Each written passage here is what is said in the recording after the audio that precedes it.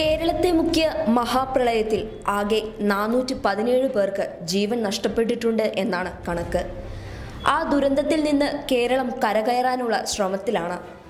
നഷ്ടപ്പെട്ടവരെ ഓർത്ത് വിലപിക്കാൻ പോലും സമയമില്ലാത്ത സ്ഥിതി. ഇത്രയേറെ മനുഷ്യജീവനുകൾ നഷ്ടപ്പെട്ടപ്പോൾ പ്രളയമെടുത്ത മറ്റു ജീവനുകളെക്കുറിച്ച് ചിന്തിക്കാൻ അധികമാർക്കും കഴിഞ്ഞിട്ടുണ്ടാവില്ല.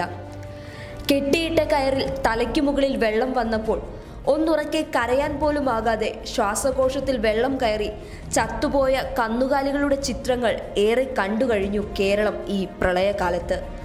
പക്ഷേ ആരോരും അറിയാതെ പ്രളയമെടുത്ത ജീവനുകൾ അതിലും എത്രയോ ഏറെയാണ്.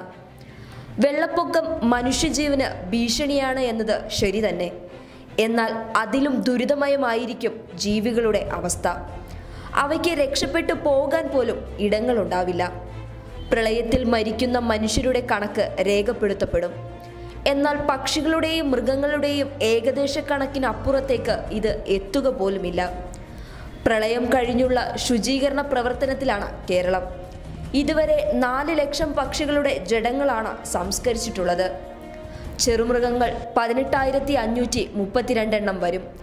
വലിയ മൃഗങ്ങൾ 3,766 എണ്ണം. ഇത് സംസ്കരിക്കപ്പെട്ടവയുടെ കണക്ക് മാത്രം. മുഖ്യമന്ത്രിയുടെ ഓഫീസാണ് ഇത്തരമൊരു വിവരം പങ്കുവച്ചിട്ടുള്ളത്. വെള്ളപ്പൊക്ക സാധ്യത മുന്നിൽ കണ്ട് വളർത്തുമൃഗങ്ങളുടെ കാര്യത്തിൽ ചില നിർദ്ദേശങ്ങൾ പുറപ്പെടുവിച്ചിരുന്നു. മൃഗങ്ങളെ സുരക്ഷിത സ്ഥാനങ്ങളിലേക്ക് മാറ്റുക എന്നതായിരുന്നു അതിൽ ഒന്ന്. വളർത്തുമൃഗങ്ങളെ കെട്ടഴിച്ചു വിടുകയെങ്കിലും ചെയ്തിരുന്നെങ്കിൽ ഈ മരണനിരക്ക് കുറെയെങ്കിലും കുറയ്ക്കാമായിരുന്നു. പലരുടെയും ജീവിത മാർഗമായിരുന്നു ഈ മൃഗങ്ങൾ. അതിലുപരി ഈ ഭൂമിയിൽ മനുഷ്യരെ പോലെ തന്നെ ജീവിക്കാൻ അർഹതയും അവകാശവും അവർക്കുമുണ്ട്. News desk public Kerala.